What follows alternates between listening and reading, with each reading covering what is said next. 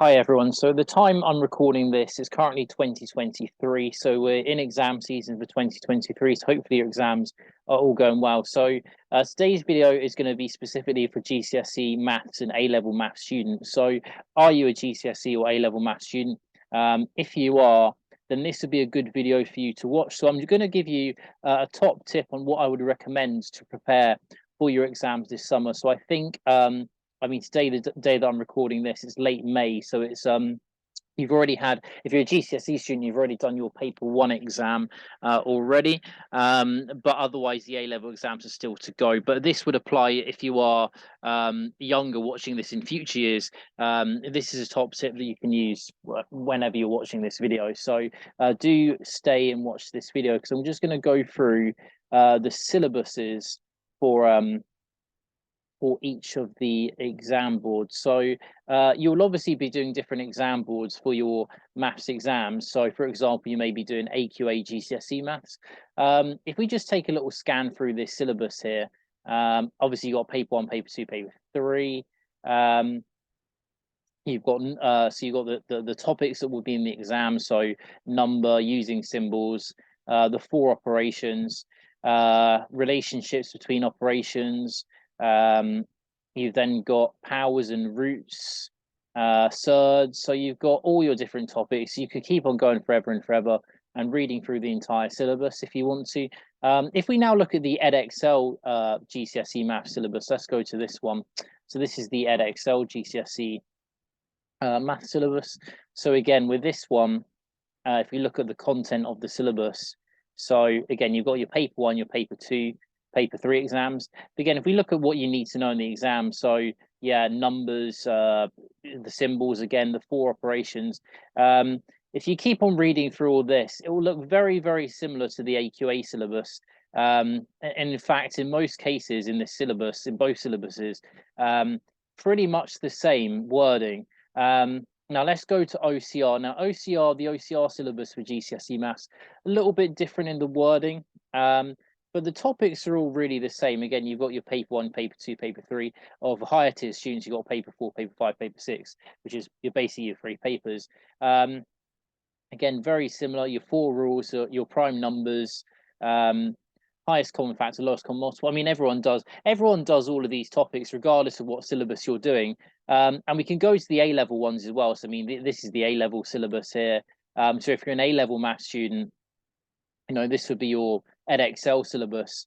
Again, paper one, paper two, paper three. The way that Edexcel works is that you have paper one and paper two are pure, and then paper three is your applied statistics and mechanics. But again, if you read through the knowledge you need to know, so you've got proof there, proof by deduction, proof by contradiction, exhaustion, etc., algebra, laws of surds, laws of indices, the discriminant, completing the square, and so on and so on. If we go to the AQA one, again, this is the AQA A-level syllabus. So let's look at what's in this one. Sorry, let me just scroll back up. So again, yeah, mathematical proof. I mean, it's all pretty much the same as the Edexcel syllabus.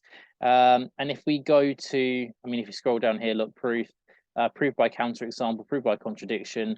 It's pretty much the same. So again, if we go to the OCR syllabus, so this is the OCR A-level syllabus. So again, very similar. There are slight differences with the OCR syllabus. I mean, for example, where did I see it? In the numerical methods section, there was a slight difference to the AQA and the Edexcel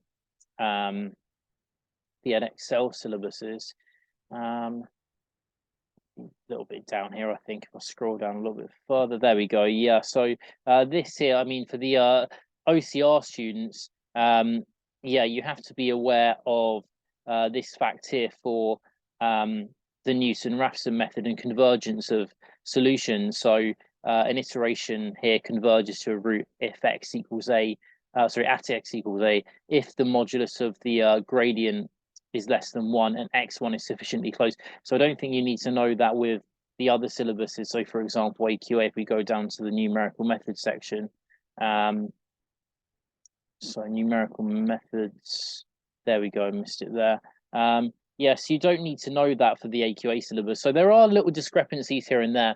But the point really I'm trying to make in this video is that the syllabuses are so similar. So what I'm going to say is my tip for you for these exams is don't just practice your own syllabus past paper questions. Absolutely, you should do that. That should be your priority. So make sure you do prioritize past paper questions from your syllabus, but also practice past papers from other syllabuses. So do look at, if you're an AQA GCSE maths student, look at an edXL GCSE maths paper, see if you can do those questions, because the syllabus is pretty well, AQA and edXL, it's literally the same syllabus. And even for A level as well, edXL, AQA, exactly really the same syllabus. OCR, very, very, very similar.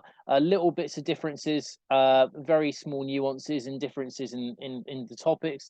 I mean, again, it's all the same topics, it's just nuances in terms of extra information you may need to know for OCR. But in general, the AQA and edXL exams for both GCSE and A-level maths, pretty much identical syllabuses. So if you have done all your past papers in your syllabus, look at other syllabuses and practice those questions, because the more questions you practice, the better you will do. So time yourself, exam conditions, practice questions, practice exam questions. That's going to help you prepare for these exams. So that's a really key tip for these exams. Do practice as many past papers. Do your syllabus first. But if you've done all of your syllabus past papers, make sure you look at other syllabus as well to get some more extra practice. You want to practice real exam questions because you're sitting in an exam. You're not sitting textbook questions. You're sitting exam questions. So practicing real past paper questions prepares you for what you'll be doing this summer. So any questions, do leave it in the comments, and I can get back to you on any other advice you may have. So thank you very much for watching this video, and I'll see you soon.